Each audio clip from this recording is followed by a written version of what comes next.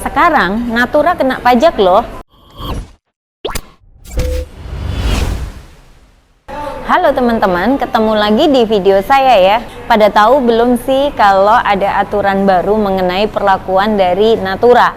Dalam rangka memberikan kepastian hukum dan keadilan, penggantian atau imbalan sehubungan dengan pekerjaan atau jasa dalam bentuk Natura dan atau kenikmatan kini dapat dibiayakan oleh pemberi kerja.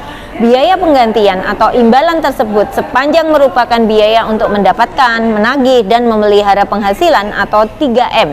Sebaliknya, bagi menerima Natura dan atau kenikmatan, hal tersebut merupakan objek pajak penghasilan.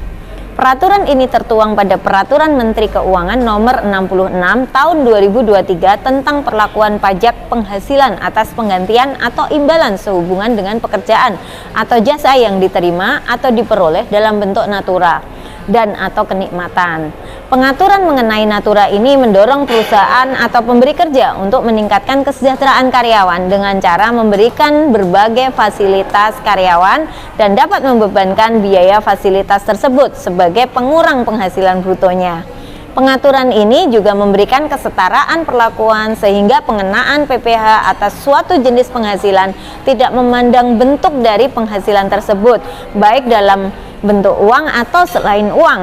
Ada yang perlu digarisbawahi juga nih teman-teman, bahwa Direktur Penyuluh Pelayanan dan Hubungan Masyarakat Dwi Astuti menegaskan penerapan pajak Natura sangat memperhatikan nilai kepantasan yang diterima oleh karyawan juga. Nah, kira-kira alasan apa ya teman-teman kok ada peraturan menteri ini?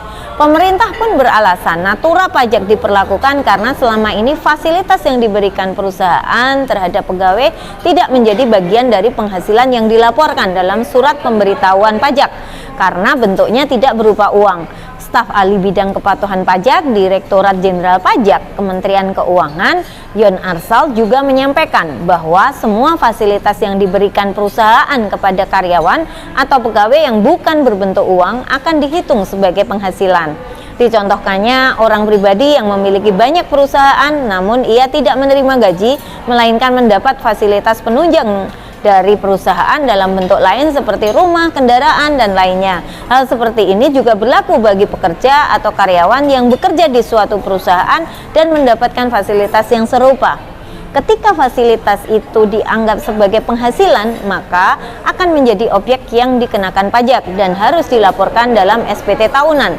Artinya, fasilitas yang diterima pegawai atau karyawan ini merupakan penghasilan, bisa dibebankan bagi perusahaan yang memberikan Natura. Jadi, Natura pajak ini dikenakan atas fasilitas yang diterima wajib pajak pribadi, baik itu pekerja dalam hal ini karyawan maupun pemilik usaha atau perusahaan yang didirikannya. Pasti teman-teman bertanya-tanya kan, lalu bagaimana Naturanya hanya kecil? Tidak sampai mendapat fasilitas mobil, rumah, dan lain-lain. Nah, ini kaitannya dengan kriteria Natura yang dikenakan pajak. Tenang ya teman-teman, tidak semua Natura, kenikmatan, imbalan, fasilitas yang diberikan perusahaan atau pemberi kerja atau yang diterima pegawai atau karyawan ini masuk dalam kategori objek pajak penghasilan yang bisa dimasukkan pada Natura pajak.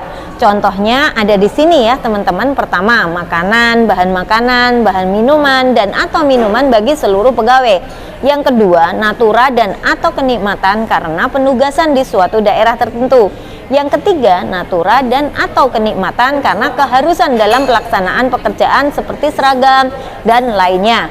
Keempat, Natura dan atau kenikmatan yang dibiayai APBN, APBD, APB desa. Kelima, Natura dan atau dengan jenis dan atau batasan tertentu. Karena Natura tersebut bukan merupakan penghasilan, artinya imbalan yang diterima pegawai tersebut bukan merupakan objek pajak penghasilan. Sehingga fasilitas atau kenikmatan yang diberikan perusahaan ke pegawai atau karyawan itu tidak bisa menjadi pengurang penghasilan bruto perusahaan atau pemberi kerja. Akan tetapi, kelima jenis Natura yang dikecualikan dari objek pajak tersebut apabila memenuhi ketentuan batasan nilai tertentu yang diatur dalam peraturan perundang-undangan perpajakan yang berlaku. Nah, batasan apa saja? Nah, ini batasan nilai tertentu Natura tidak kena pajak melalui aturan baru pajak Natura dalam PMK nomor 66 tahun 2023 yang berlaku mulai 1 Juli 2023, jenis dan batasan nilai tertentu dari natura atau kenikmatan yang dikecualikan dari objek pajak penghasilan ada 11 nih teman-teman. Pertama, makanan atau minuman yang disediakan untuk seluruh karyawan di tempat kerja tanpa batasan nilai, sedangkan kupon makan bagi karyawan dinas luar. Bentuk reimbursement biaya makanan atau minuman maksimal 2 juta per bulan atau senilai yang disediakan di tempat kerja. Mana yang lebih tinggi? Yang kedua, natura atau kenikmatan terkait standar keamanan, kesehatan, dan keselamatan kerja meliputi pakaian seragam, antar jemput karyawan, peralatan keselamatan kerja, obat-obatan atau vaksin dalam penanganan pandemi tanpa batasan nilai.